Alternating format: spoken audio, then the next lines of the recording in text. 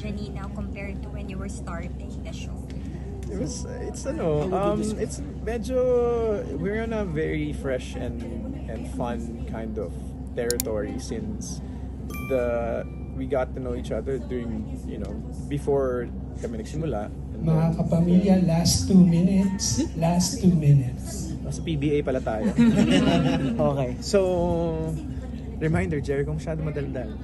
And then, we shot and we got to know each other as actors and as artists, and we really worked together on and off cam. Okay kaming dalawa. Now it's like tapos na yung show, the holidays arrived, and then now it's a new year. We're like sharing dreams and what do you plan for this year? What do you want to do this year? So the dynamic ngayon is different, but we really still long to parang bitin pa talaga kami, and let's work on that one. So I said, hey, I'm gonna look for stories for you and I to work on, diba? So may ganon. Last 1 minute. So Eko, diretsuhin ko na lang kung okay lang.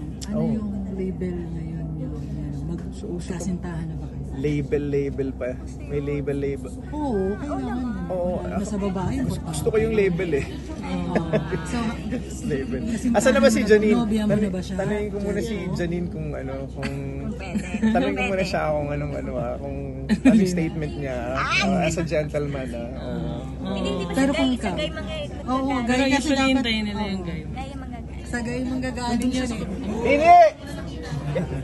Girlfriend daw ba kita? Hindi, girlfriend. Kasintahan.